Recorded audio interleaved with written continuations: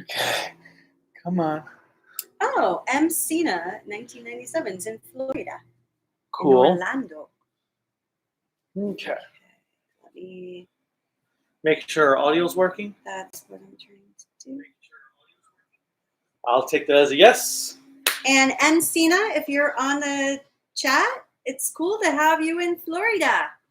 It's also a warm day to be in Orlando. Yes. But what's up, everyone? I'm the Kajino Kami from the Toku and Animation News Network here with Krelika Kane, who needs to stop looking down for the moment. And we are here to talk about Project Red's premiere with Super Spaceship Gavan Infinity. What, also known as there's infinity amount of characters. See, it wasn't really the characters that were too much for me. So, all right, I am not going to speed run this description, mainly for one very important reason. You don't know what happened. No! So, for everybody who is on here and everybody who watches later, just quick heads up.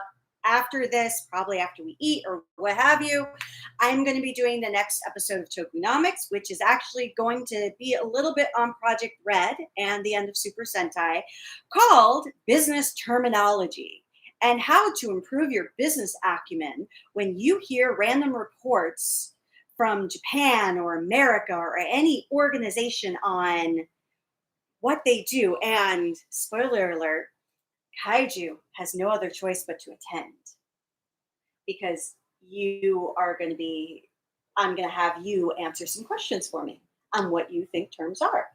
Okay, I'll do that during that section. I'm not sitting for watching you record the whole thing. That's all I'm going to be recording. Okay, whatever. But I love how I involve him. And just because it's really cool to share, since November of last year, have lost 32 pounds. Cool. More support? Okay. Oh, I thought you wanted support to move out of the way. Support, not... But yes, I've worked very hard on that, and I'm continuing this weight loss journey. That has nothing to do with Gavan, except for everybody parkours too much, and it makes me feel like I'm not doing enough. All right, so our episode starts off. And just for anybody who is aware, we might be looking up randomly at times, because Kaiju thought, which we both agreed on, that we would have the episode playing in the background so we could actually talk about things that we clearly didn't get. So one thing I will say is that there's this leader dude. I don't know his name, because just like Shin Godzilla, they have signs really large on the screen that tell what people's titles are. His name's Comb. Because Comb was the name of the commander in the original. So they showed Comb was his name in here. I didn't see that. But anyways, so I need to turn the fan on. It's a bit warm. Apparently, he is a psychic, just because that seems to be an important storytelling feature that we're going to get in the beginning of the episode. Because we see this war with these like fish-type machines flying towards Earth. And then we see... Well, first let's start by... It was a premiere. It was a premiere. I thought we were going to talk about the episode. We are. I'm just saying it was a premiere. What else would it have been? There's premieres that just feel like a normal episode, and then there's premieres that are, oh my god, what is going on? Can you throw like 5 episodes worth of content all in one episode?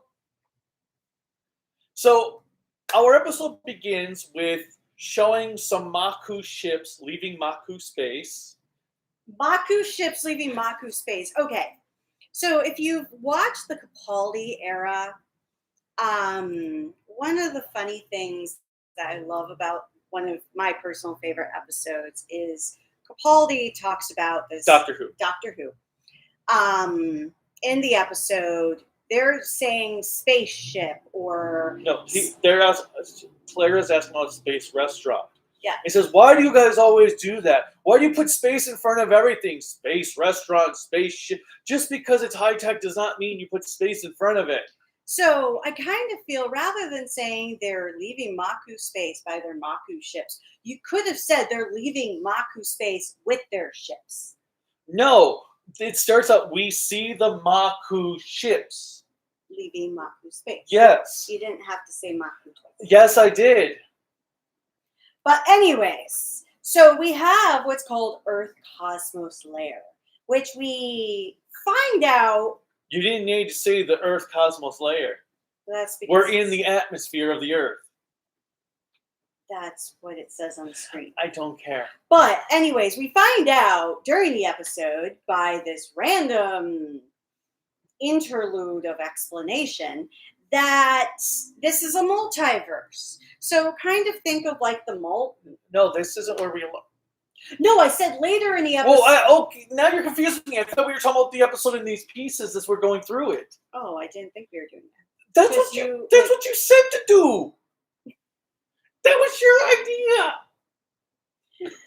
Okay. Okay, so our story begins showing all these Gavans with their mechs, the same mech all for all of them. Well, it kind of feels like I'm watching a Gundam episode versus Gavan. I was actually thinking it was the opening to Go Kaiser all over again, where you're seeing a bunch of heroes fighting an armada of villains coming in. But nothing on here outside of being told Maku and being told Gavan would I have thought this opening was Gavan. Because until we get to the Gavans on their Gavarians, it just looked like a live-action Gundam or live-action mech show of whatever it could be. And I'm not shitting on Gavan. I'm just saying it didn't give me that feel. Like, the other confusing thing, and I have to ask you this, because you've rewatched all the space sheriffs. There's space sheriffs that have different titles, like obviously Gavan, Scheider, and Sheriban. Alan. But with that in mind, Gavan, there's nobody else named Gavan. Right, Gavan was his actual birth name. Okay. So that's the confusing thing I will say here is because, and it's not, I'm not going to shit on it once again because they're just get to the point. But what I'm saying is it's confusing to have Gavan Infinity, Gavan Bushido. Why can't they have different names? Yeah, I'm not sure why they're code names when, originally it was just Gavan. Gavan was his actual name, his birth name. Retsu Ichimonji was the name he took up, was the Earth name he took as an identity based on his mom's last name, and I forget what Retsu was. And Gavan was a space sheriff. So, yes, the series was predominantly on Earth, but that's because he was the space sheriff protecting Earth. There were other space sheriffs that went to protect other planets. Right, but the other thing also is it didn't seem like other space sheriffs had the ability to transform. It was just Gavan at the start, and then Sherivan and Scheider, because we never saw any other space sheriffs transform into an armored form. And I don't know if that was because of the nature of the show, or they just never showed us any other space sheriffs. All I know is if you're going to do a series if you're going to have a series with multiple Gavans, I want one of them to be either a chicken man or a cat man. Because can his name be Cat Bandu? Sure. But I'm like, okay, if we're going to have all these, they need to be more than just humans. I want the chicken man Gavan, like the chicken dude we saw at the beginning of Scheider. I was thinking about that. Or as I called him, Chicken Boo. Yeah, Chicken Boo and Cat Bandu. Chicken Boo, you wear a disguise. I know who Chicken Boo All right, is. so our big battle at the beginning turns out to be some premonition from Commander Calm. Who? I know that face, but I don't know that face. Like, I think I've seen him in something before, but I don't know what. All I know is it just made me think of the actor from Ultraman Decker, that Muteki. And then we get to the opening scene where you see the world, and they have this dialogue talking about how the Earth has welcomed aliens. And what did you say? I thought we were watching Deca Ranger. So throughout the episode, we are having... I mean, seriously, they're like alienizers. And there's this chase scene, and the confusing thing, this is where I'm lost. So we have Pat Lansana and Wanabuchi, which I think Wanabuchi-kun is the is the person, and Patlan is the mech thing. And Galactic Federation Police 1st Division Detective. And I think the confusion I had there was the scenes were going so fast, and the dialogue was so transitioned very quickly that I had no idea what was going on. I don't understand the point of bringing them in the first episode. Well, and they seem, the one thing I will say is they seem like they're going to be the comic relief of the series, which that's cool in a way, because I do like having comic relief, because sometimes it can help give a little bit more levity and relaxation when you're enjoying it. I'm not a fan of them. I am not a fan of them all right at the start. Oh, I didn't think you'd be a fan of them. See, I know who will be a fan of them. Silverfoot. Because they're comedic in a way. And that's not a bad thing. It's just they have this comedic timing that works. So they're chasing this perp who I'm guessing he's an alien, but it's not very clear because he's got to use it. He pulls up any more gear to transform his arm into a weapon, and I'm not exactly sure. But it doesn't fart. Yes, thankfully there are no fart jokes in this episode. But I don't know. I'm unsure if he is an alien or not. I'm thinking he is based on how it was all executed, but I was very confused on who this criminal was that's being chased. I did like when he comes up and Gavan, or Infinity, I guess I should just call him. Infinity shows up. Yes. And gets basically assaulted by all these why is this not working? By all these like hoodlums and shit. So the one thing I'm going to also recognize about this that is fitting for me when thinking about the Space Sheriff trilogy, and maybe this is what they're trying to do with Project Red, but I will say the cast all look predominantly older.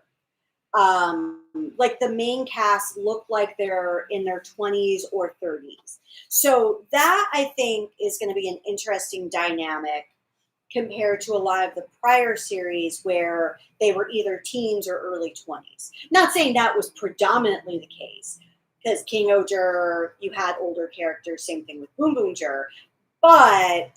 Well, he is the same age as Oba, when Oba played Gavan.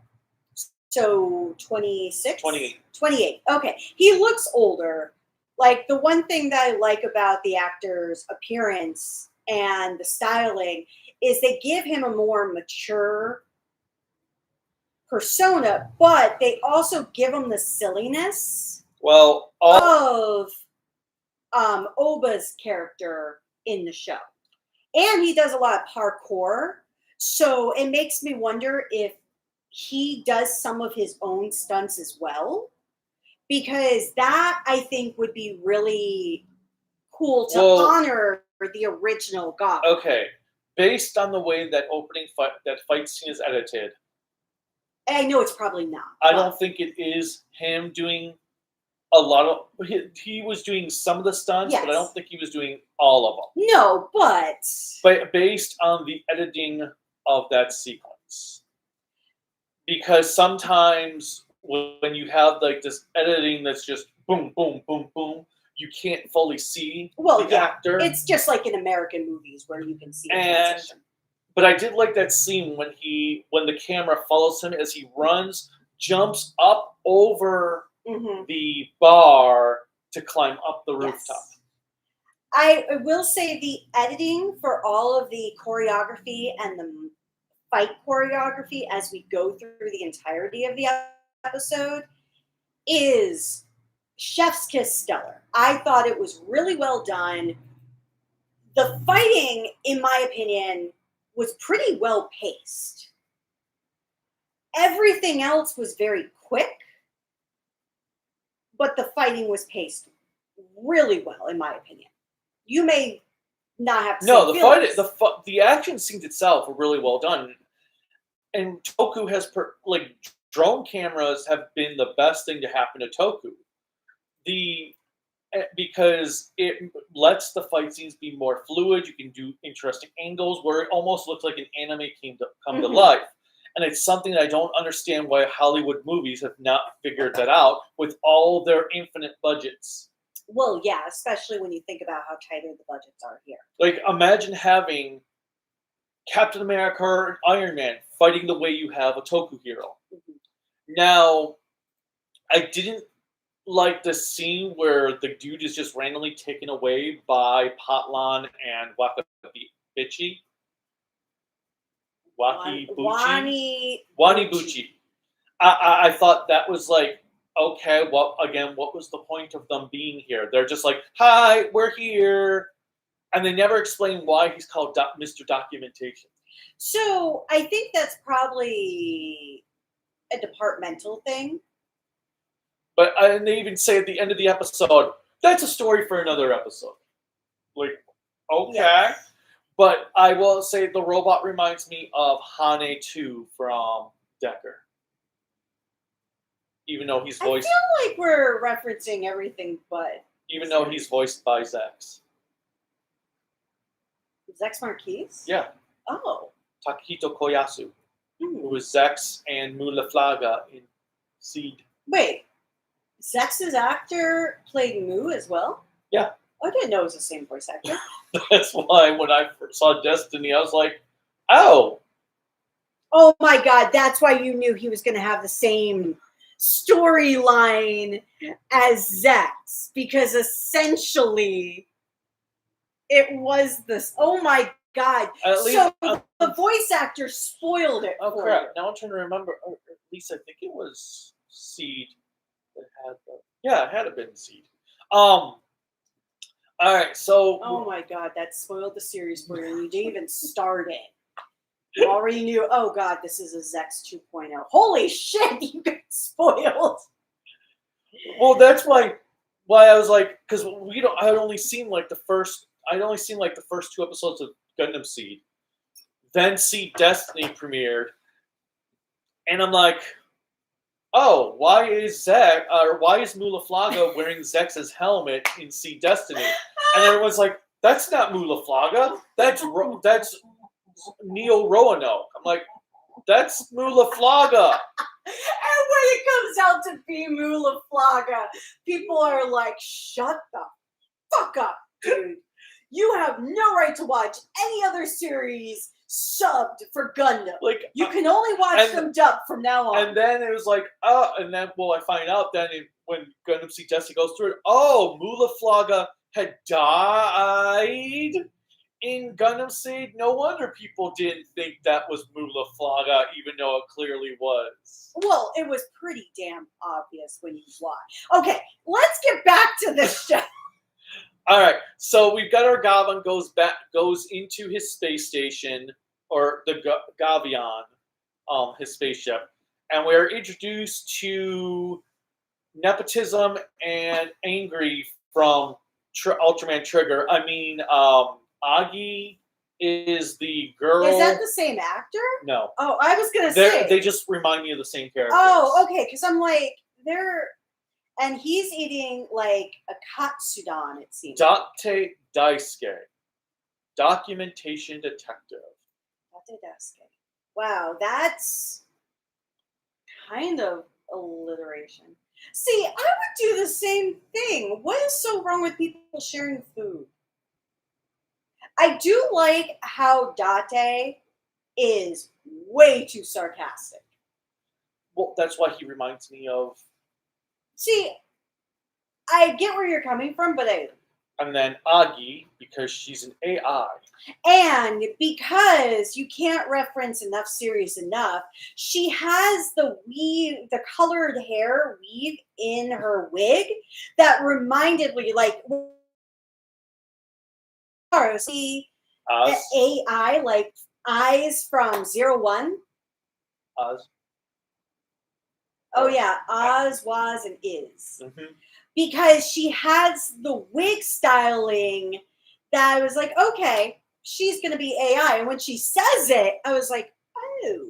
Or this is how I was built, or something like that, which she says like 3 times. And then when she does this, when they have like this explanation, so like, time for Agi to shine. Okay, this just came out of nowhere. We have this chibi version of Agi just appears to do some sort of little lesson about there being a multiverse, and I was like, well, this was just random to have these cutesy drawings just appear out of nowhere. And all it does is like, okay, if you've read a comic book, not a manga, but a comic book at some point in your life, from Marvel or DC predominantly, you know what a multiverse is. It's not a brand new concept. I think they could have gotten away without the explanation, because it kind of makes sense. And okay. Carol Calm Vigilus. Aw. I've never seen a man named Carol before.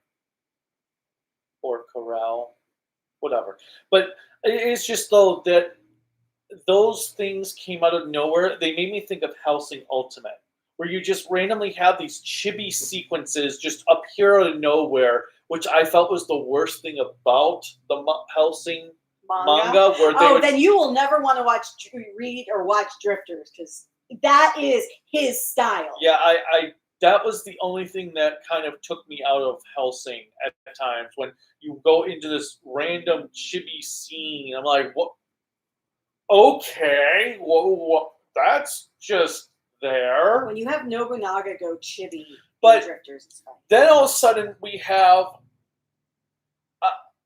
This is where I felt like this should have been a second episode. Well, yes, I do feel like it needs to have been split into 2 episodes. He just then goes to another Earth in the middle of this story, where it's like, well, we haven't had time to digest who any of these characters are, what their personalities are, like what the actual threat of the story is. Like, okay, so we've been told Maku is the threat, but we don't know why Maku is going. We have no idea what's going on. They're just instantly going to another world. Because it could be a crisis for their universe if it were to escalate further. And then we have these random flashes of Infinity and I'm not sure if, like, obviously his commander, who's probably going to turn out to be Death Gavan,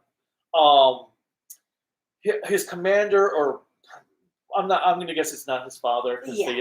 But we just get these random flashes, and it's like, out of these flashes just keep, like, oh, are you trying to give children epilepsy or epileptic seizures? You want to be a new Pokemon? It's just like, I also feel maybe the Project Red is making everyone see flashes of red for 5 minutes. Well, the other challenge with doing a multiverse story is you need to give your audience a chance to know what's going on before you introduce something new.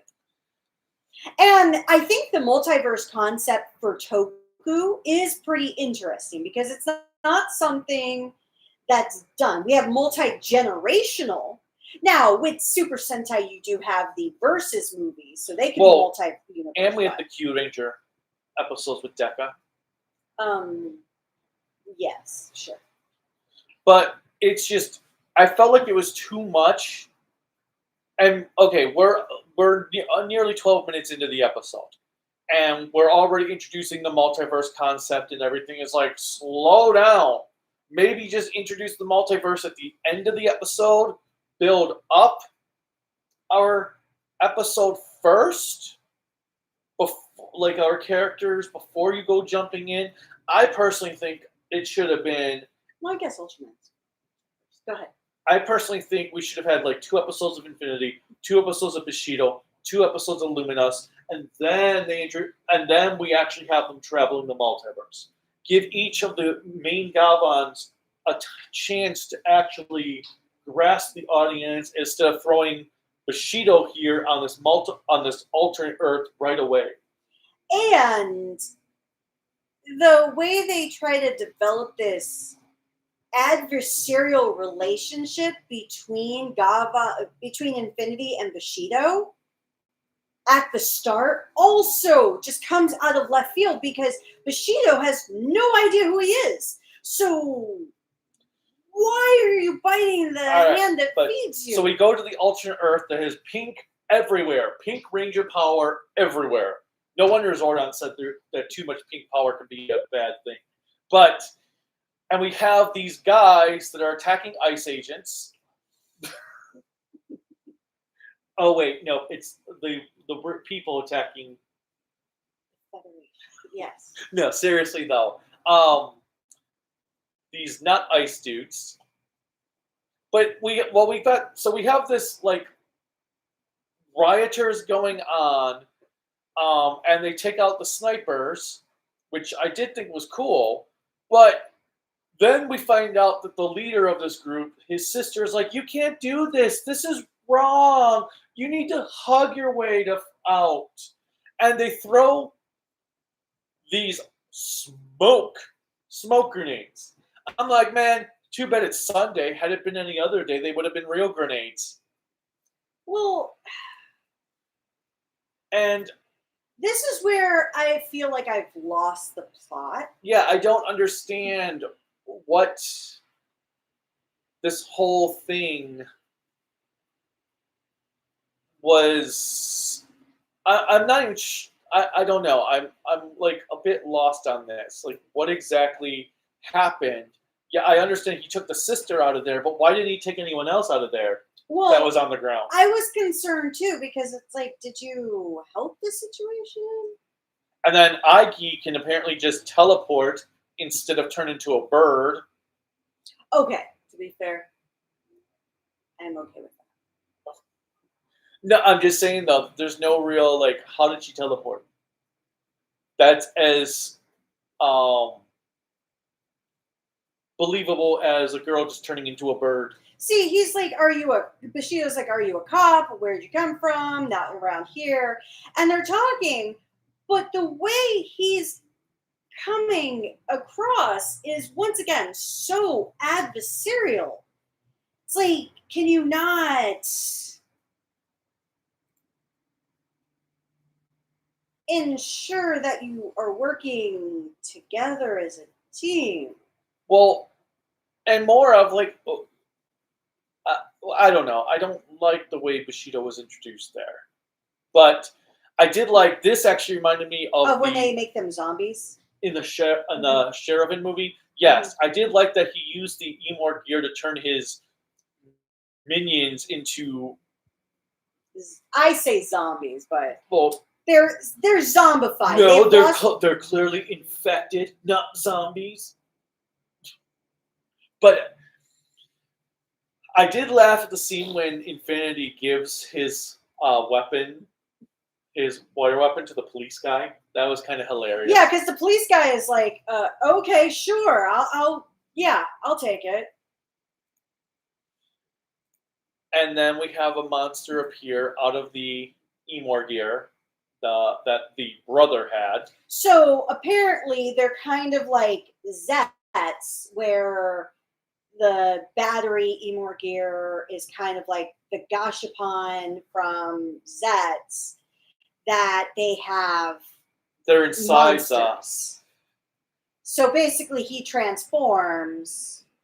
Oh, great. Yes. And just for everybody there, before we get to the comments or anything like that as well, if you loved Gavan, Scheider, Sheravan, I know I'm not saying them in order, it's just how my brain goes, and you love where they explain to you the transformation process of the titular hero of those particular series,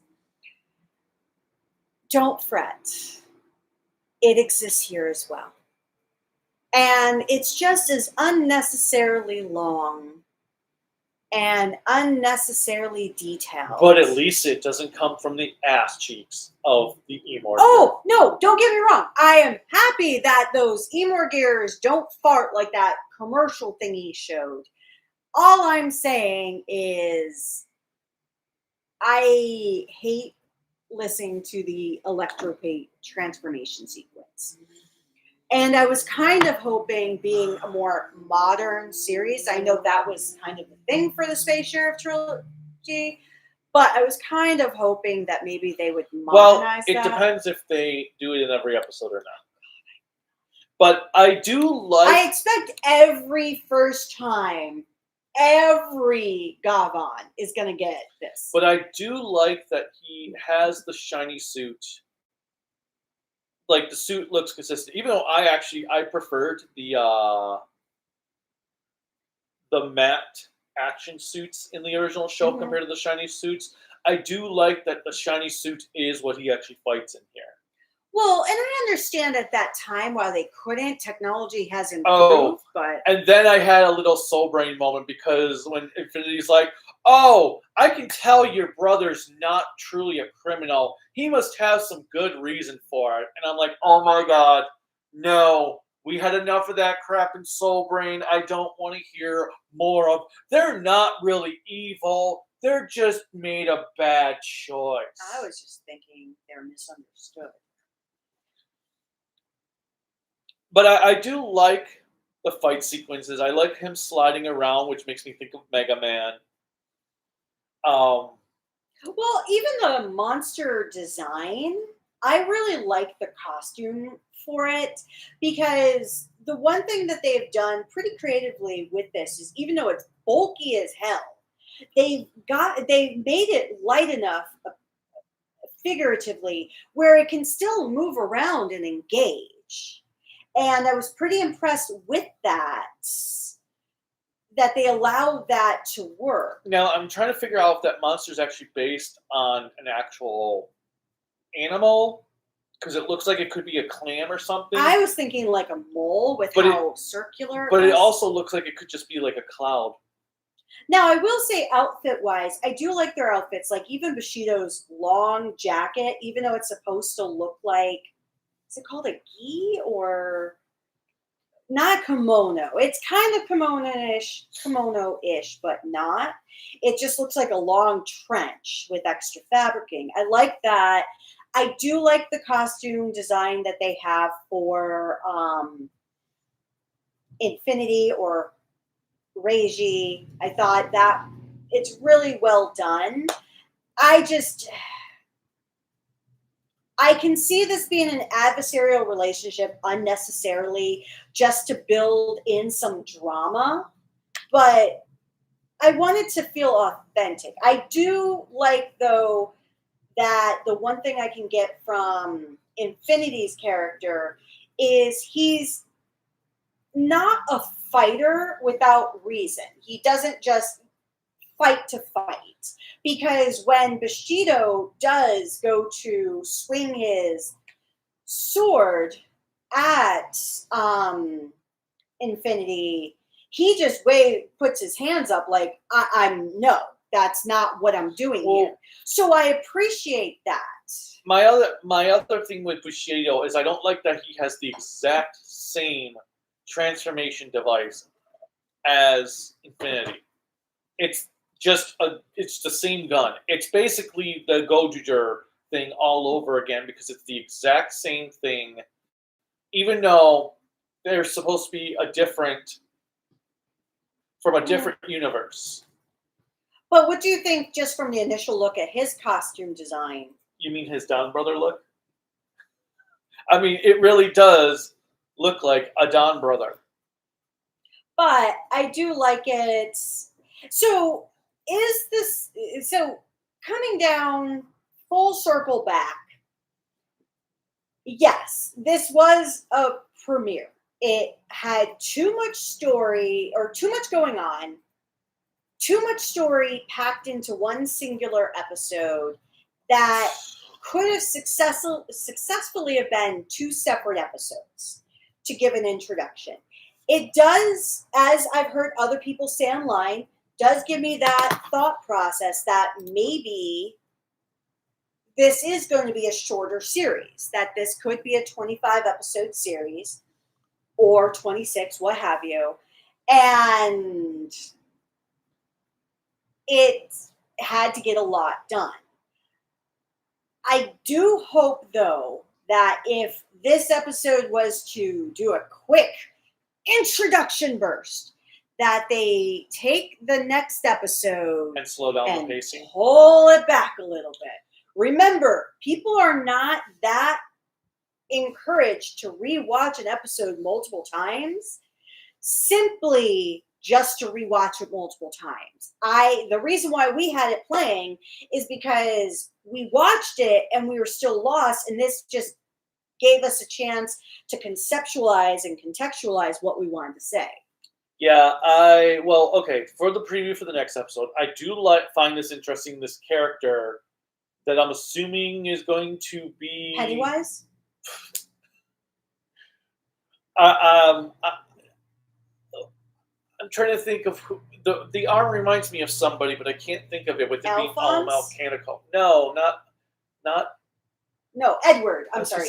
Edward would be the one, but no, it's not Edward. It's not Fullmetal Alchemist. It's not Final Fantasy. But I'm thinking of someone now. Oh! Jax? One Piece. Frankie? Usis Kid.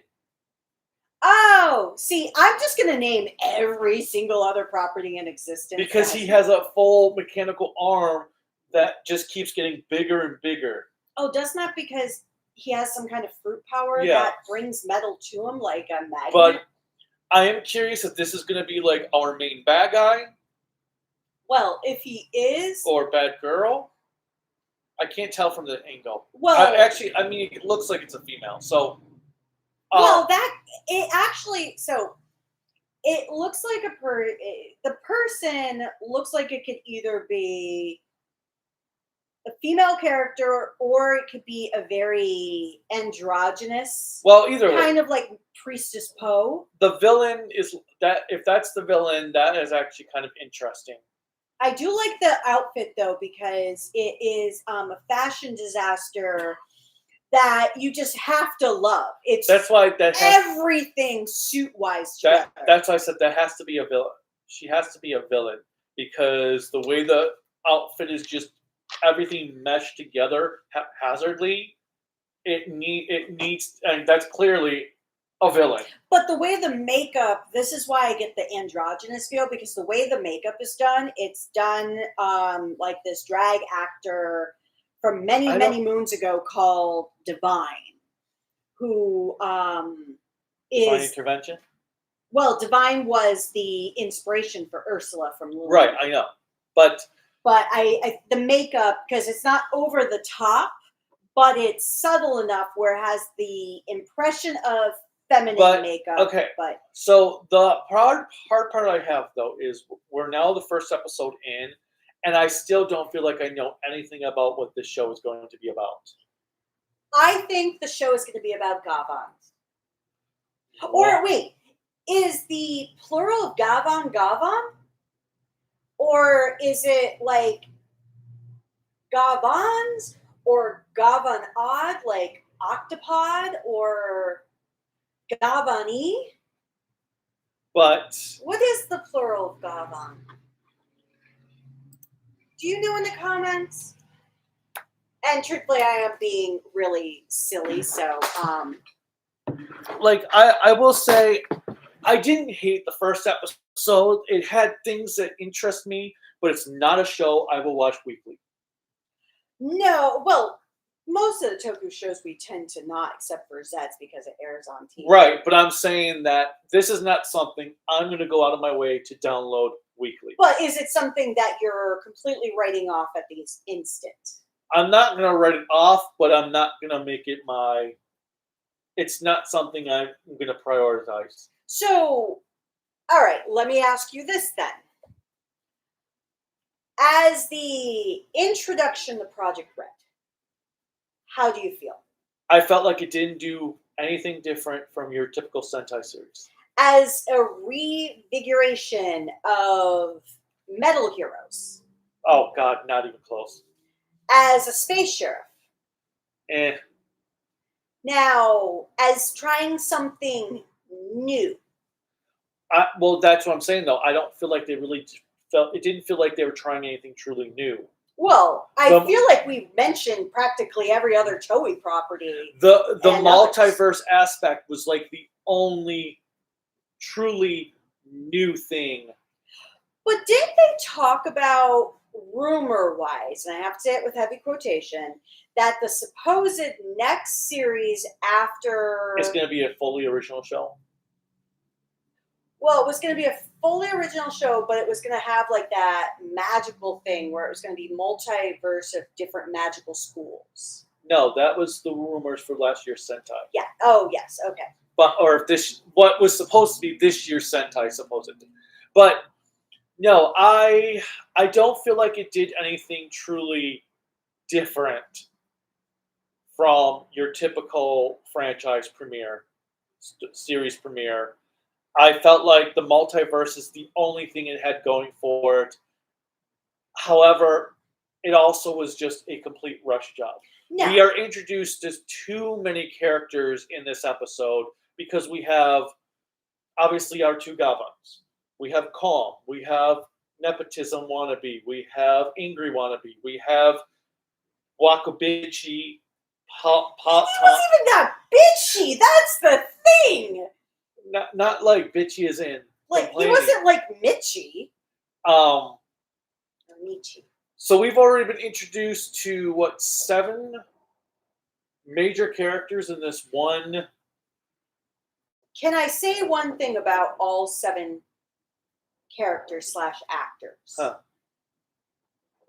All of them, for thinking about how short of a turnaround the supposed casting process was to first day on set, all of them actually have done a very good job. Oh. Their acting capabilities, and yes, a lot of them are a little bit older, so this may have not been their first series, maybe not even their first series as lead or anything like that. But obviously, I'm gonna exclude the voice actor. Every human character that's a lead. I will say they weren't serviceable. If you think about how short of a turnaround everything was, even if it wasn't, the perception of it, they all did a fantastic job with it, because we were told about the cancellation of, and I know it's a dirty word, just cancellation of Super Sentai back in what? October 30th. We were told about Gavan Infinity when? I want to say it was like November. Well, when Infinity was officially technically hinted at, late November. When was the casting call finished? I don't know, but I was going to say, so the actor who's playing Infinity, he actually posted, apparently when he was auditioning, he thought he was auditioning for Super Sentai 50. And so he was super excited that he was going to be in a Sentai series. And so the assumption is, let's take it from November. That may not be when they finalized casting, but it would have been around there, because they didn't announce the cast until December. No, they didn't announce the cast until last month. Oh, it was last month? I think it was last month. So think about having a possible 2-month turnaround where you have to develop the characters, develop the costumes, develop the scripts, develop the sets, and have the actors portray their characters on screen. but even if it was a 3-month turnaround or 4 months, that's still a short turnaround for that much preparation for a reimagining. So, okay, you've lost me on that one. Well, what I'm saying is all the actors didn't have an extended period of time for preparation. But I'd say they have the normal amount of time that a Toku show usually has. Oh, really? I'd say so. Okay. Well, I will say the caliber of their acting for episode 1 of a premiere is much better than a lot of the other episode 1 premieres of other Toku shows I've watched on their skill in acting. Okay. Whatever. That's what I'm trying to All say. I know is that I don't feel like they needed to introduce all the Gavans immediately. Because it shows, obviously, in the trailer for the next week, Luminous appears as well. And it's like, slow down. Take your time. You don't need to throw in every single toy in the first 2 episodes. Seriously? Okay. So I lost some of the initial comments here. So all right. So let's go. Oh, wow. There's a lot of them. Yeah. Okay. So we've got Bao. Okay. So Emma M. Senna said hello. And Jules Dodoro, hello, who says hello. I was a big. They watched all of Gavan to get ready for project.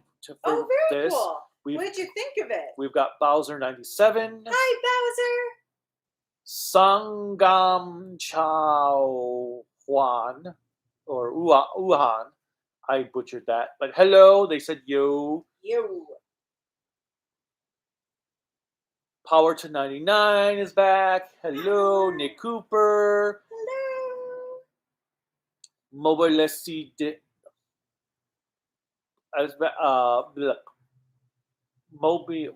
Mobile Desi. I'll just say that. Hello, Oscar 6185. All right, let's see. Mobile says, I just listened to the Gavan Infinity theme song. It's not bad. We actually forgot to do that during the entire week. Yeah, we'll listen to it after because I heard some of it during the battle, but I need to listen to it itself. How Oscar asked how you guys saw Gavan. Some fan subber, what were they called? I don't even know what their name was because they didn't have the name listed on the file. I saw it in just go to Nya torrents and download it. It's the only, as of like an hour ago, it's the only Gavan Infinity sub there is on Nya. So apparently this subber, she apparently started doing Toku with Bumunjur and did Gojujur. Well, good. Well, the fact that you said she, there's not too many subbers that are female, so yeah, good for you. Apparently she does it all on her own. Congrats to her. I want to support her a little bit more. Cho Ayu something or other was the name of the subber. We'll find it and we'll put it in the chat to support her because I think that's important. Let's see. Animes, Toku, and DVD and video 5798 is getting hot in here. Nelly joke. I was going to say it is a Nelly joke. Who's Nelly? A rapper from the 90s, early 2000s era. Okay. Mr. Dean Power, hello. Super Sailor Outlaw Georgie Shock. Georgie Shock? Hi, Super. Hello. And then Anime Toku and DVD and video said Earth Cosmos Lair now with more power-ups and making Gundam look like Tokuverse. Yes. Yes. Kabunate Parata says, evening, enjoy your 80s Sentai light. Yeah, he's got a red light here. The A Games 10 is here as usual. Hello. Just going to say the ending on the premiere was a bit weird during the transformation. Fight near the end, fading back and forth between the human monster of the week and fight confused me. How's your day been? Kubernetes also says, feels like Deca Ranger versus Time Ranger to me, and I haven't watched Time Ranger. There were quite a few things I got instances Oh, I got a lot. So this is where my first comment is. So. Okay, so your first. Don't close it though. Kubernetes saying, hey yo, which I am nowhere near right now. Let's see. Oh, wait. Did I miss? No. Where did I go? Do you want me to lean? Is it only available in the US streaming wise, or is it not available? No, in an article last week, Shirakura said that they will only stream Infinity in the US if it is a success in Japan. Don't ask me what that article was. It was a paid subscription website that interviewed him.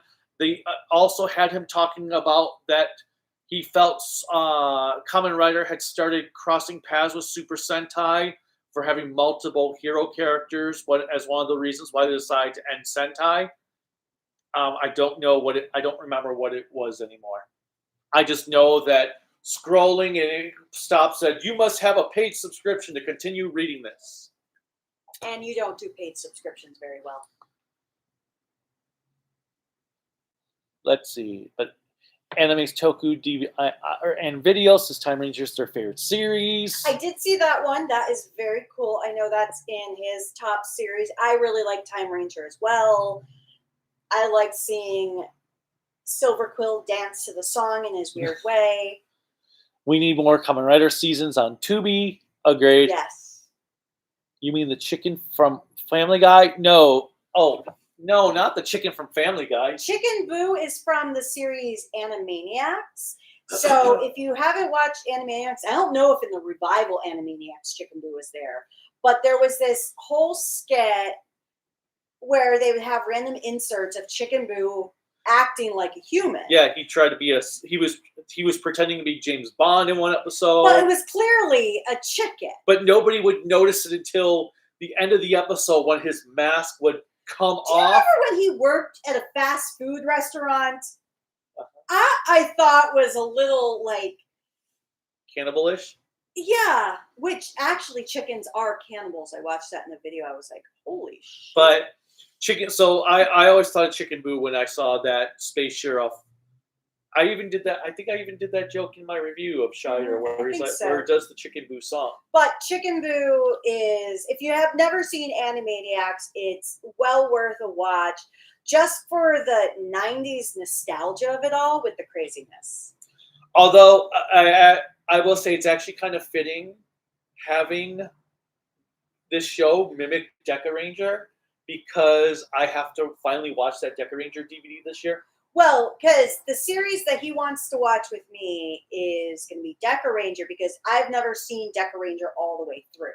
It's just we are watching so many other shows.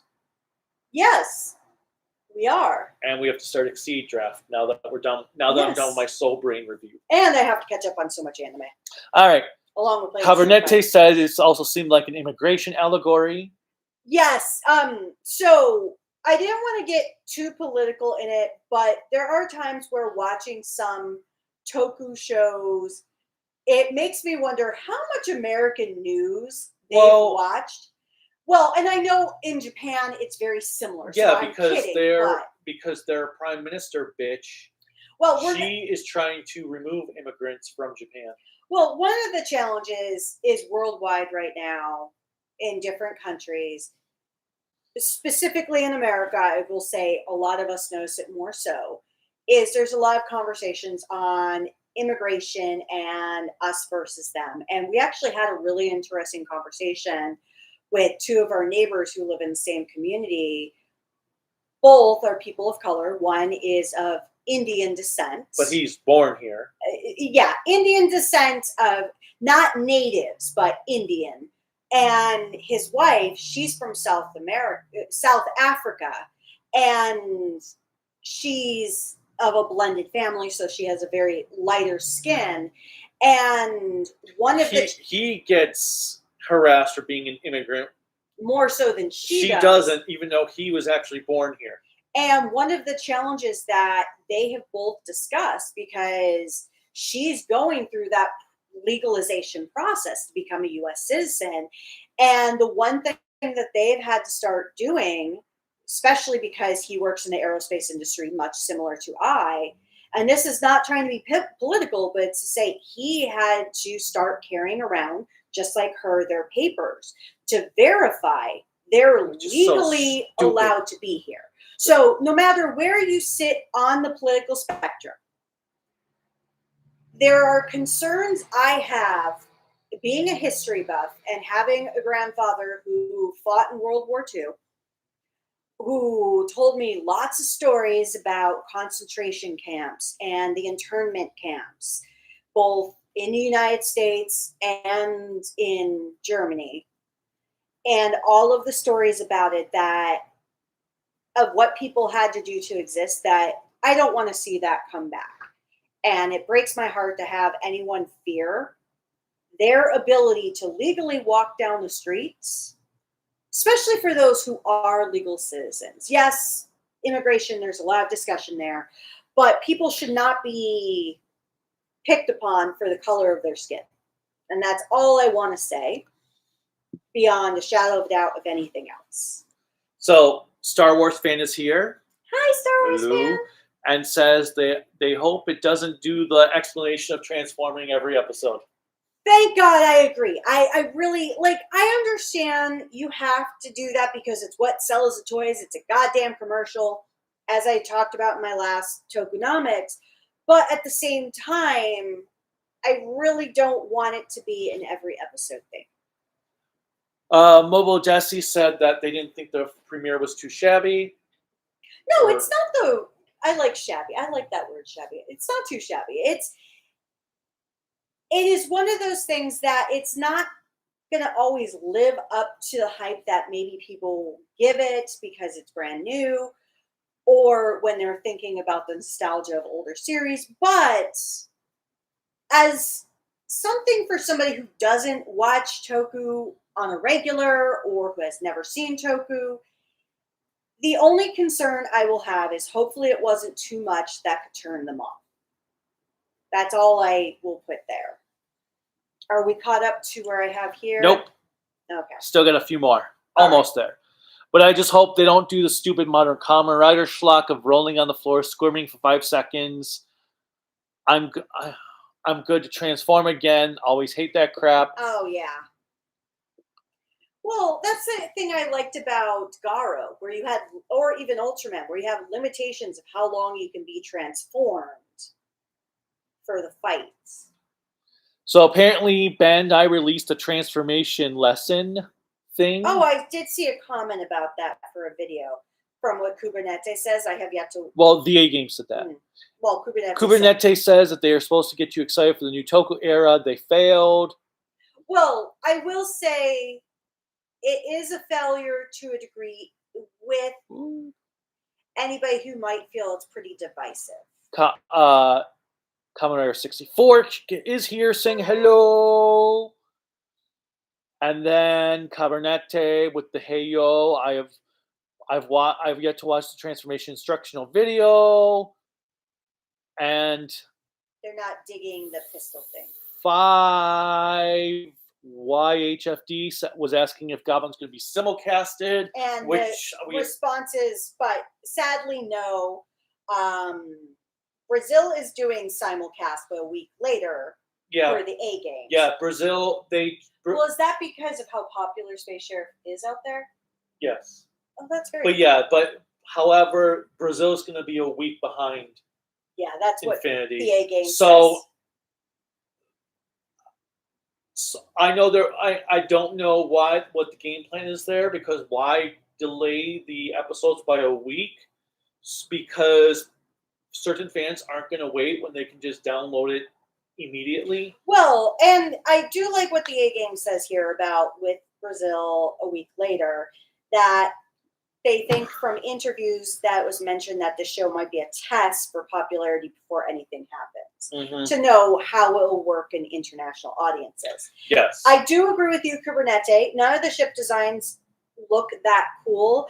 But as discussions have been about it, and not specifically because of Japan, but one of the things they saw as a success from Gojuger is that the simplistic nature of the mechs, and then with the ship being the henshin device. Parents like that because then they didn't have to buy a million toys for their kids. So it's not necessarily a Japanese thing of that they weren't creative. It's that they were going with what's going to help make them more money. Because, all right, I'm going to do a quick lesson on business real quick. So a quick lesson on business real quick. Yes, I'm pulling you. But anyways, so think of a video game system like the PS5, the Switch 2, what have you, any video game system. That is the henshin device. Just don't close the comments because I'll lose a bunch. So with a video game system, they are a one-time investment, essentially, unless it's the Xbox 360 when you have to buy 5. But it's generally a one-time investment where you're spending a lot of money once. What they get you on are the add-ons and additions. So for video games, that is primarily the controllers, the headsets, and most importantly, the games, be it physical or digital. That's why all video game companies actually run at a loss if they sell systems alone. Where they make their money is the licensing for video games. Because when they sell their software for people to make games, physical or digital, that's how they make their money back. That's the methodology of where Toei is going with the henshin device now being the same as the ship and mech. Because it's a one-time investment for that, and where they're going to make their money are those Emor gears. So they're going to make a lot of money to make up for having a simple design that can be cutesy, funny, with all the Emor gears. One of the Emor gears has Yada Yada from Scheider's face on it. One of the rare beasts. Mm-hmm. So now it's got people wondering, are we going to see more rare beast faces on those Emor gears? That would be kind of cool. But so that's just a quick lesson of why they went that route. They saw it made a lot of money for them in the long run, even if they only sold one henshin transformation device now, or one type of mech. Deny has a Zet question about the Catastrom form. Oh, God. And the Order M mode. I don't know what order. I don't remember Order M. But I will say, if the one you're talking about from last night's episode, I think it is ugly as hell. One of the ugliest Kamen Rider suits. I didn't like all the bulkiness of it. Like, I understand the purpose of it because it's to show strength and power. But I will say having some muscles that seemed out of place for it, it didn't work for that design for me. Now, maybe it'll grow on me, or maybe this is going to be a short. I was going to say, I don't even see the point in even trying to like the form when it will probably be gone in 2-3 episodes, like every other form. Here. Okay. Mobilesi. It's clear that Toei went back to basics. An action department for Infinity. The fight scenes were executed perfectly, not messed up. Then we got Jess Hopper, 4813. Hello. Are you going to continue watching this? We are, but as we said earlier it won't be. It's probably going to be somewhat like we did with Gojuger, maybe after a couple weeks. If not even longer than that. Well, it really depends. One, I want to get an idea of what the episode count for this will be, which we probably won't know for a couple of weeks. Because we'll rewatch the first episode when we watch episode 2. Well, watch whatever the next batch of episodes, which could be in 5 episodes, could be in 10 episodes, or it could be in 3. Who knows? I'm kidding. Or it could be in 23 weeks. No. If the show really is. But we're not going to pull a, whatchamacallit, Saber, where we watch one episode and never do it again. He has to watch a series. So. And Gotchard. Mm-hmm. And Gio. All right. Coming out at 64. Now imagine if Gavan Infinity gets adapted as a new season or reboot of VR Troopers. I don't even want to see that. Would that mean the clown dude would have to come back? That was Beetleborgs. Oh. See, I never watched either of those, so. Fight scenes need more improvement. It's not 1980 anymore. Hong Kong and China have outclassed them a decade ago. I could understand when you're thinking about like a lot of the Hong Kong films that have come out with fight choreography, but when you're thinking about it from a Toku perspective, I feel it's on track. Toku is just fine, especially because it does better than Hollywood movies. Could use more Maku space weirdness. I do agree there, but it is the first episode. We'll see when more Maku space comes into it. If they have Maku space come into it. That reminds me of Puck's chestnut Puck form in Berserk with the chibi character. Oh yeah, the little fairy. I remember him from... He wasn't in the anime. Oh, okay. The anime we watched. I knew him from the video game that was on the Dreamcast for Berserk. That was actually my introduction to Berserk. Really? Yeah, was the video game with its really bad voice acting. There was a video game. Yep, on the Dreamcast. It was kind of cool. The final boss was a giant demon baby. That sounds about right for Berserk. Nosferatu Zod was, I think, was a boss twice in the game. Rennie. Sorry, our cat's walking by. You do say Chibi Agi version is, I wonder, do you remind me of one anime character since I'm not sure what to think out? Well, that's where I made the comparison to Hellsing. And yes, I am reading Berserk and currently in the 4th arc. Berserk, I couldn't get into the manga. I don't know why. I know why I couldn't get into the manga. Why? Because I was trying to read the manga as it was coming out, and I stopped. Because I was like, I can't read this when I ended up stopping right where the anime stopped. I was like, I can't keep up with this right now because there's too many volumes. See, for me, because I love that type of series. I just don't know what it was about his manga. But I think if I gave it another shot, I'd probably enjoy it. I would read it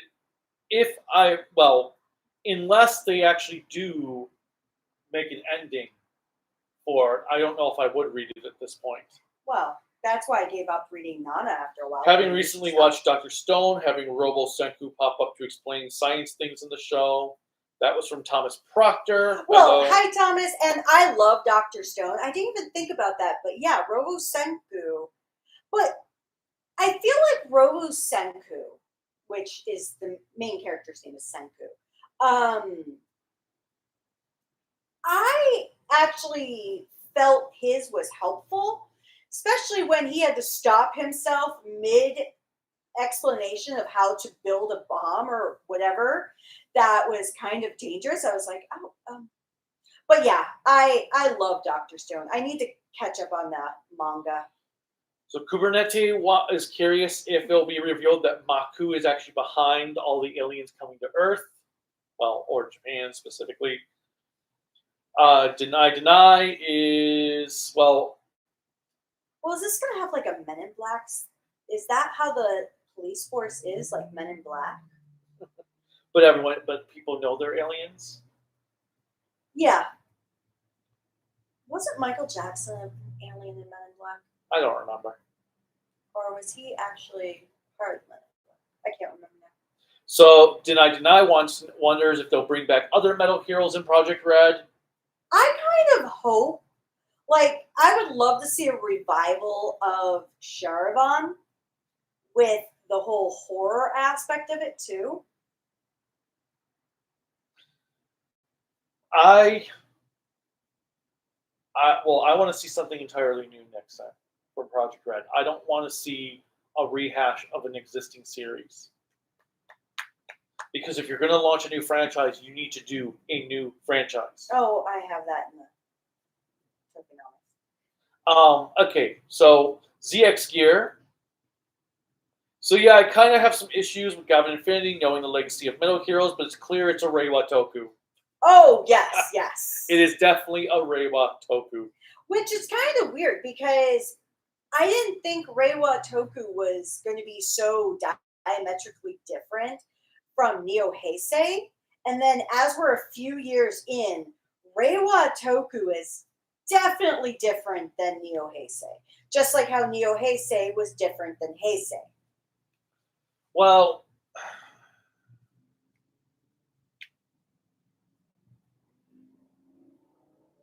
and I think you have to blame, you know who I blame for Reiwa Toku? I was thinking about this after our conversation last night as we were walking. Takahashi. Takahashi, who did 01, Geats. I blame him because he seems to be the progenitor of Reiwa Toku being as weird as it is. my only problem is Reiwa Toku. Well, I have a few problems. I don't like how childish Toku has become. I blame Takahashi for that one.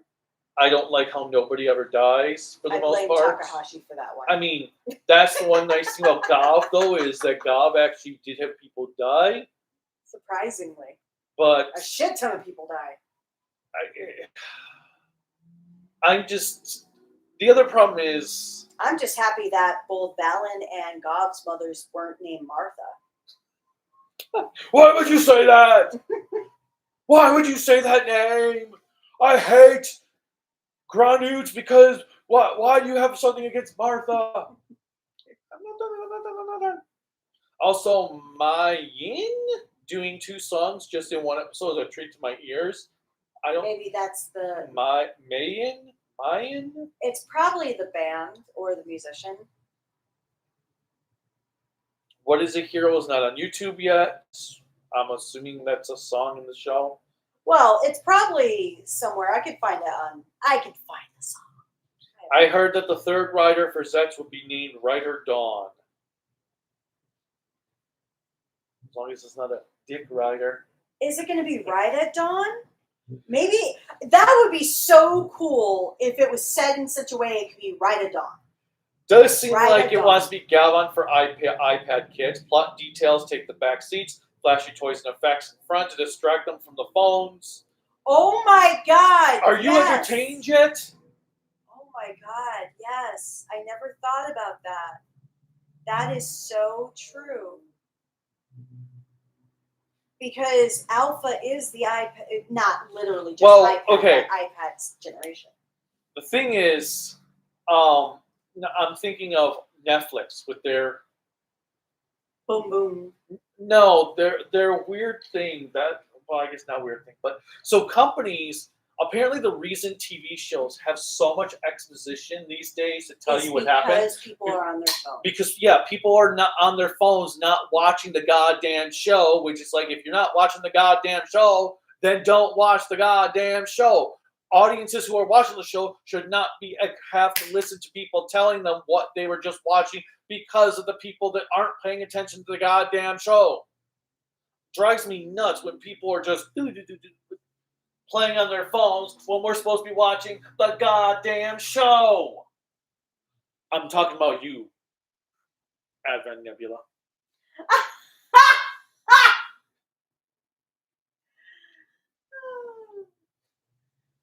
All right, let's see. I heard some say they hope Project Red is Space Force Revival. Is it Space Force Revival? I guess Metal Heroes is what they mean. iPad Kid Jiraiya and G-Bon reboot. Anyone? All right. Actually, I have not seen either. Well, I've seen G-Bon. Right? Yeah. No. Those are the two Metal Hero series you have not seen from the 80s. Oh, okay. Which I've actually wanted to show you, G-Bon. No. If I haven't seen it, that's fine. No. Jiraiya is that ninja one, right? Yes. And G-Bon's the one with the dude who has a fro. Yes. Okay. Which was the fall series that was between Scheider and Spielbahn. And since you've seen Scheider and you've seen Spielbahn, it only makes sense to see Gavan. Sure. Jiraiya, I'll only show you Jiraiya if Discotheque releases it on Blu-ray. Okay. I thought we owned it. No, I have fan subs of Jiraiya. But Gavan is what I own. And I've been in the mood to watch Gavan. So. We have other shit to watch. Watch in the evenings. Let's see. Something about one issue of Reiwa Toku is that it's a trappo to fall into. Trappo to fall into. Easy trappo. I don't know what trappo means. Well, let me see your phone. I want to see what trappo means. No, not right now. I don't know these new terms. But I was going to say, one of the things, though, that I feel like new Toku is the same problem I have with new anime. It's too clean looking. You live for gritty. Well, there's just something about film grain that really brings stuff to life in the way they look. Everything now, just anime looks like the line work is too perfect, I guess is what I'm trying to say. It's just perfect. I don't like things that look perfect. Is that why you love me so much? Because of my imperfections? The only perfection should be imperfection. But if it's an imperfection, then it's perfect, and it's not an imperfection anymore. The only perfection is imperfection. Okay, moving on. Anyway, before thoughts on Chris Chan. I don't even know who Chris Chan is. Is Chris Chan a Christian? Chris Chan the Christian. Yeah, I can see that. Work. I don't know who Chris Chan is, sadly. They probably want to balance the iPad kid toy and appeasing the boomers. I wish I never had to hear about him again. I guess that's for that Chris Chan person. I have issues with this new series. I had to pause at times due to information overload. Yes! That's why we decided to have the episode playing in the background as we were discussing it, so we could talk about certain things, because I was like, I don't remember anything that happened, and I just watched the episode. So for me, I can deal with a lot of information, but probably just like yourself, who said that? That was ZX Gear. Or Z Cross Gear. So just like yourself, I can deal with a lot of information, but it needs to be in chunks, and I need to control it somehow. So pausing or rewatching or trying to take it away and explain it in my terms helps. But yeah, there was, well, it as you said, it was the Shin Godzilla effect, where they're throwing every freaking name at you and job title at you. So there's subtitles everywhere that I was just like, what? And I don't think that was based solely on the subber, because that was also on the screen. Yeah. So that's why I don't fault the subber for it, because they're doing their job. I'm going to take a little while for the fans to get used to Metal Hero series again after a 28-year hiatus. Oh, yeah, because it's very different. Metal Heroes is supposed to be different than Kamen Rider and Super Sentai. That's the purpose of it.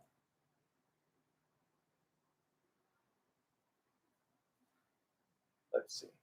And I think I might need to put it on the charger soon, so that's why I was trying to. No, you're at 32%. Oh, okay. You're fine. So yeah, apparently that Mayin is a singer who also worked on Macross Frontier. I don't want to judge the show from episode 1, but so far it was boring. Well, yeah, I'm not going to judge it solely on episode 1. And now that's hard not to do, I will admit, because Gotchard, Saber, episode 1 didn't grip me. Some series, I had to take 3 to 4 episodes to either judge it, or every series can be different based on presentation. Okay, just for time, I'm skipping some comments from the conversation going on between ZX and Cover Net Day. Okay. Zeo King Silver said the Hi. monster looks cool. Mm-hmm. Let's see. Oh, was that ZX Gear mentioned that the tonal shift in Blue Swat really made the series fall off. Blue Swat. We haven't watched that yet. Oh, it comes after Jan Person. Oh. And remember, Jan Person fights for justice. Jan Person. fights for justice. How could I forget? What does Jan Person fight for? Nothing. Literally nothing. I am not let's see. I took early Blue SWAT for granted. I heard that from a lot of people that started off strong and then went downhill. Let's see. Zeo King Silver, the villains. What they do in the monster reminds me of Kamen Rider, which I will say that maybe a little too much Kamen Rider because you don't know what the monster was doing there for.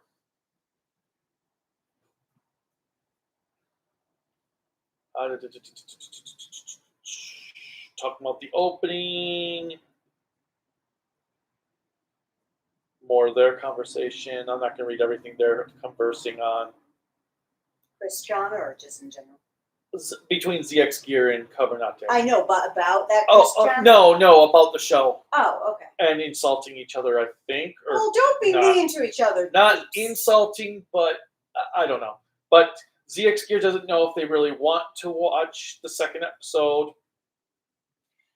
And says Super Sentai died for this. Let's see, apparently I'm unpleasable. You are? Apparently. Oh, after 25 years, I can actually say it's very unpleasable. I don't even know how I'm unpleasable when I said I didn't actually hate it. It just... So, all right. When we watched the new Dracula movie that came out, he actually said, I didn't hate it. It was kind of like stupid fun. And that scared me because I love stupid fun movies. I love stupid fun shows. He doesn't say that. And I was like, there is something stupid fun that you enjoyed? So he is a hipster without being a hipster. Because if you knew what he likes movie-wise all the time, oh my God, he is such a fucking hipster. All right. He likes art house. But that also is because he has an art degree, so most artists are very unpleasable. Let's see. Isn't that right, hubby? Okay, let's see. I'm trying to get to... I judge people who have fine art degrees. Because I'm also getting hungry, so I'm kind of finding more... ZX Gear actually says, sorry, I'm debating a lot about this series. You can debate. Finds it funny. VA Games 10. The preview also showed Death Gavan as well. People are already theorizing Death Gavan was part of the 5 that was shown at the beginning. Like maybe the purple one specifically, which I'm calling it now. Death Gavan's going to turn out to be that dude that we saw that looked like that we're dying in Infinity's flashing red flashback. Oh my God, it was a literal flashback. A literal flashback. I'm missing the vibes from the Showa era and Heisei era Toku from ZX Gear. Crystal Mecha, what do you think of the fight scene choreography? I know we've talked about it before. We enjoyed it. I can understand where some people could find it lacking, but I enjoyed it. I thought the fight choreography was the one thing the show had right on the camera angles, watching Gavan sliding underneath tables. But I do agree. The out-of-suit action from Kubernetes made a comeback, but as they said, I don't know if it'll stay long. I hope out-of-suit action stays long because that was one of the other joys about the Space Sheriff series, is it was a blend between suit action and out-of-suit action. Who knows? Maybe Toei have something up their sleeves as the series progresses. And we can just say Moby. Now, you're not like the musician Moby, right? R.I.P. Super Sentai. I was hoping Gavan Infinity would hook you, for Jake Schuster. The Gundam-style mecha battle in the opening was good from Crystal. To be fair, Jake, Sentai has been falling off for years from ZX. I hope they distribute the mecha battles across the season so they're better like King Oger. More spaced out and not just... And am I the only one who had issues with the information overload for the show? No, a lot of... Here. I'm not. No, there was way too much going on. Let's see. If Jake Schuster says that Animaniacs is on Tubi, so definitely check it out. Oh, apparently Chris Chan 64 said, I think I missed this and all the, but Chris Chan is a popular YouTuber who's very controversial and has controversial history. I don't like controversial for controversial sake. That's one of the reasons why I'm not a fan of the polls. I know you.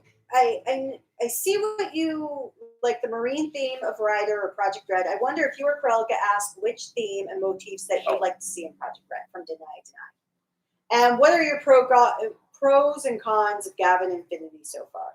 I am not able to formulate my pros and cons yet because there was so much that went on for episode 1, Kamen Rider 64. Give me a few more episodes and I can give. You probably have some, but you're unpleasable, so that makes sense. But there are motifs that I would like to see for Project Red from Deny Deny. I just don't know if Marine would work, even as a Rider series. There we go. There's a new... I know Hafu still gets shit in Japan. There's a new idea for a video series. The unpleasable, the unpleasant unpleasable. And I can be like, oh man, this show sucks. This is all wrong. That camera angle is crooked. Well, in truth, you are too young, but you already have that get off my lawn mentality. I don't have that. Oh, but bullshit. That's just it. I don't. No, in real life, he's not as unpleasable. Like, I'm kidding, in truth. He's really not that unpleasable. Like, I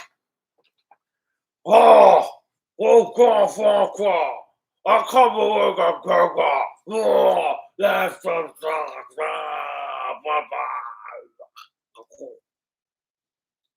Yeah, you see. Yeah. Saying I'm unpleasable. You're unpleasable. Yeah. I'm not unpleasable. Yeah.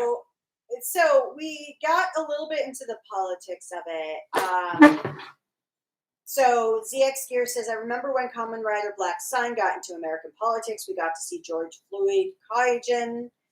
Yeah, well, that actually wasn't on American politics, though. Well, it was on Japanese politics, but it hit it just happened to be that it was at the same time. I was going to say it hit close to home, which was very surreal. It did help as a palate cleanser for the bleak ending. I wouldn't want things to escalate to what they have escalated to. Hopefully we get a serious tone from the show. This is between ZX Gear, Jake Schuster, and Kamen Rider 64. Kubernete says, it's one of those things weaves and foreigners always find baffling when I tell them. The A Games. I hope the transformation explanation is not every premiere. Or every episode? Yes. Jake Schuster, I'm afraid that there will be an episode. That is an issue that's been brewing for a long time.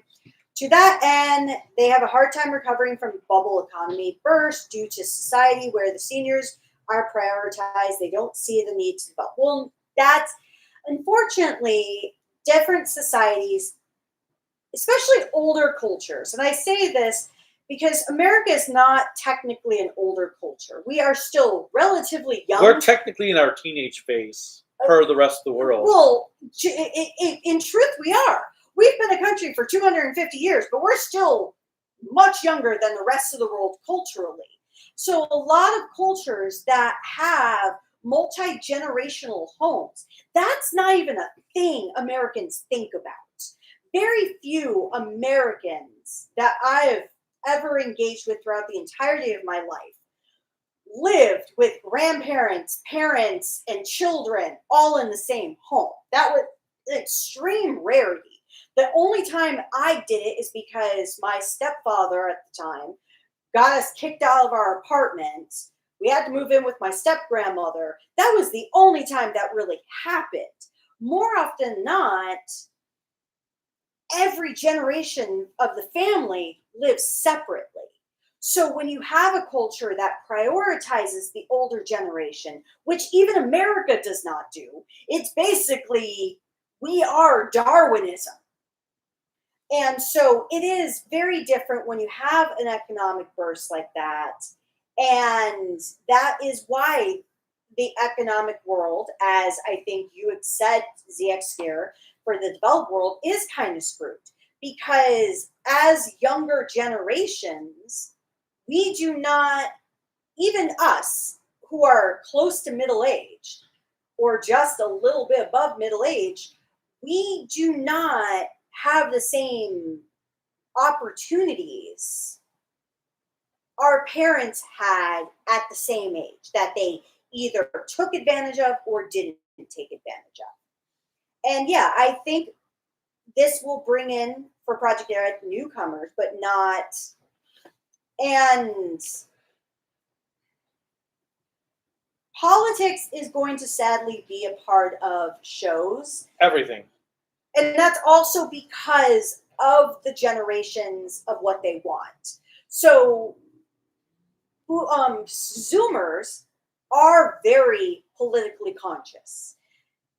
Maybe not always in the right way, maybe not always in the wrong way, but compared to millennials and Gen Xers, they're like boomers. Boomers were very politically conscious. That's why we had the hippie era and we had all those protests against the Vietnam War where it was love and peace and everything like that. That's why we had the Black Panthers so much during the boomer generation that we're seeing it again during the Zoomer generation. So a lot of shows, even anime and American television all around the world, is going to have a little bit more of a political perspective because that's what the generations tune into. Because our eldest Zoomer now is 30 years old, or 29, because they started in 97. So the youngest millennial is 30, the oldest Zoomer is 29. So our world is going to be very different now. And where are you at in the comments? Because I'm seeing a lot of people talk about being Haffa. And if I think of where they're going with Haffa, Haffu. Haffu. I think that is somebody who is half one culture, half another. Okay. Well, like half Japanese. Haffu. Okay. So I think that's what people are talking about in here. Because we have some friends who are right in interracial or intercultural couples. So I think they're talking about how some of the issues with it. Yeah, Michael Jackson did appear in Men in Black 2. Thank you, Moby. Oh, I never watched Men in Black 2. Oh, you did? No, I didn't like Men in Black 1.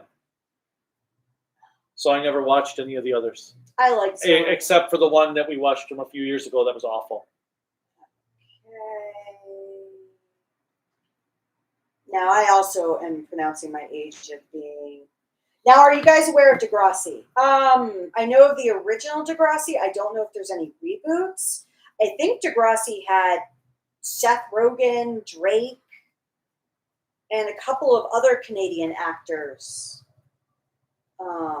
I think Drake was in Degrassi, wasn't he? Or was that, or if I might think, no, Seth Rogen wasn't in that. That was a different show he was in.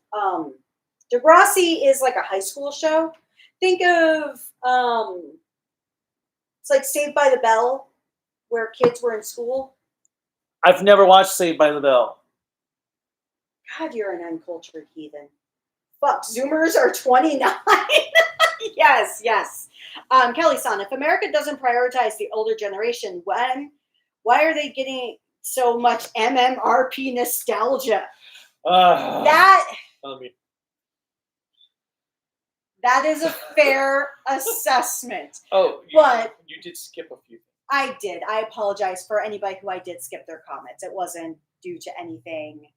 Let's see. Well, I see Russian Wanderer. I can do a Tokunomics episode on the ridiculousness of nostalgia, because nostalgia, even, and this is to be fair for somebody who is a Gen Xer and is married to a Millennial. Jaron. Millennial. It doesn't matter. Still millennial. You're Whoop, still whoop, whoop. I'm a millennial. Whoop, whoop. But anyways, I hate nostalgia culture. Oh, I hate nostalgia culture as well. Don't get me wrong. There are times I love to reminisce about shit I enjoyed as a kid, or even rewatch stuff that I enjoyed as a kid.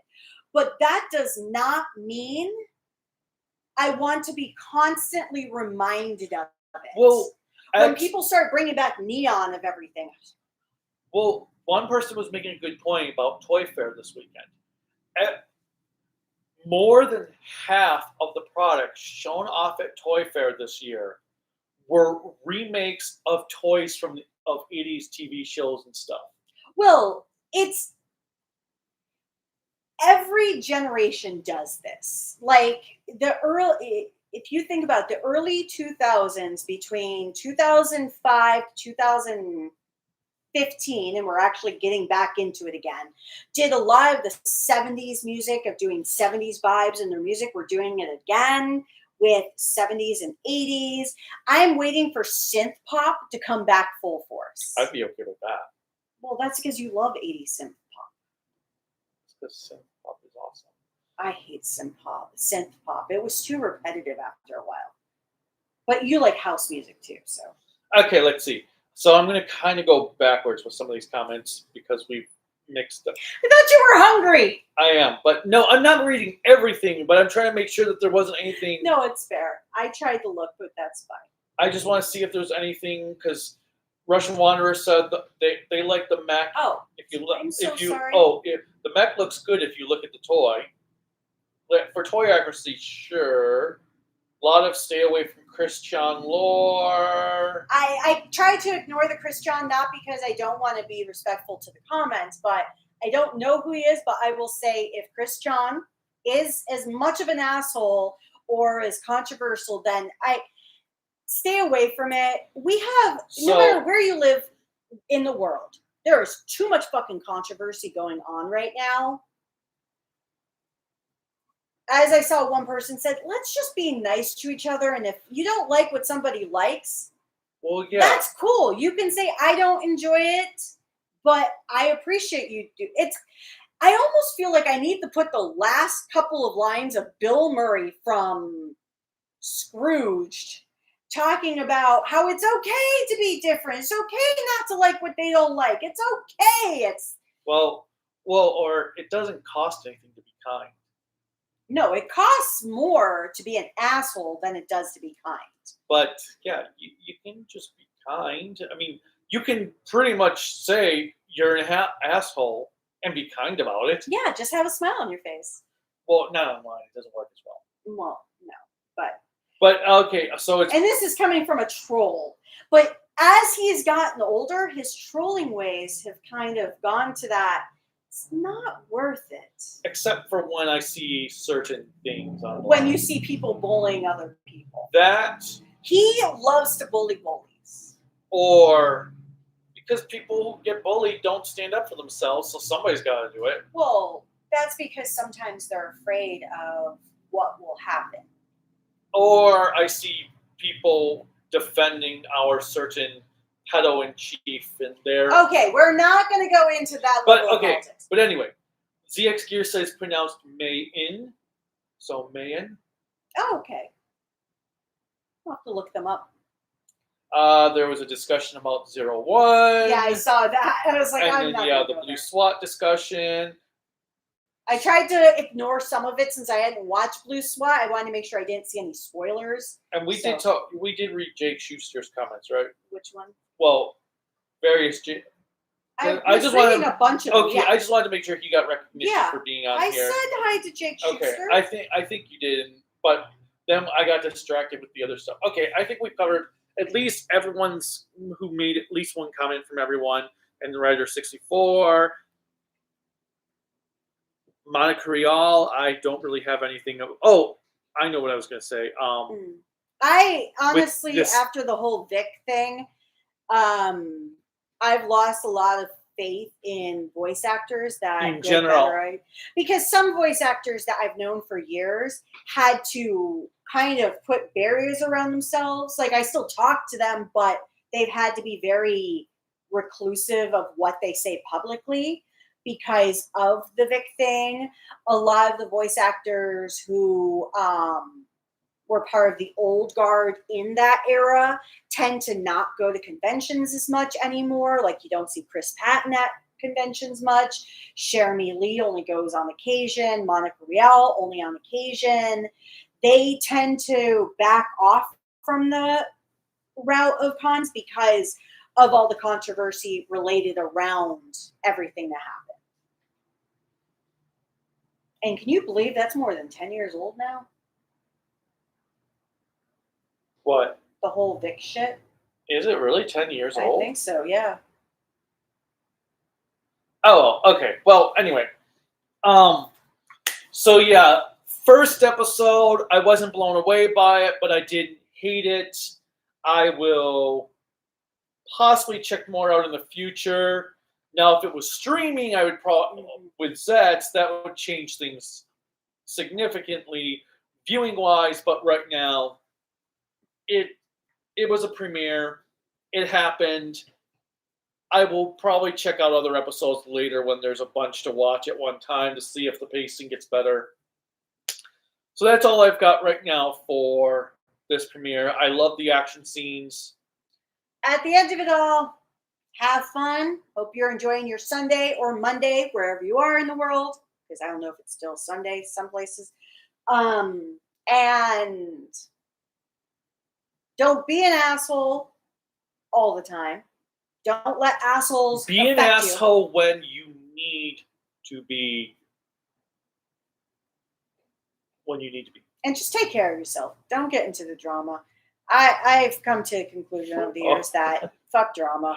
People are people. Speaking of being assholes, I was actually one of the artists who worked on the Flash comics was getting off his inner Trump supporter, and I went off, and we were like, he's like, no, Barry would be a full on blah blah blah, and and then he's like, he says to me, he's like, you know, you're an asshole. I said, yeah, I know, but game recognizes game. At least I'm man enough to admit it. He stopped after that. He didn't say. And but he had his little minions coming in like, I can't believe you're arguing with this guy who looks like this on YouTube, blah, blah, blah. And it's like, okay. So you... All right. But anyway, whatever else is, hope you guys enjoyed it or whatever. Yeah. And if you missed this live stream, post in the comments. Click like, subscribe, the bell notification, whatever else YouTube has to click in and support us. You can support us on Patreon, Bluesky, at tokuaannetwork, Facebook, Instagram, Discord, at Kaiju no Kami. The website is creativitybydesign.oc.com. There's also a link in the description below for a GoFundMe for health purposes. And the Russian Wanderer is the oldest Gen Z, so you are 40. You'll be 45 this year. No, Gen Z. Oh, Gen Z. Not millennial. Oh, 29. Sorry, I read that. Because I'm the youngest Gen X I'll be 46 this year. All right. Bye, everyone. Nighty night. Until next time. Bye. Have fun, friends.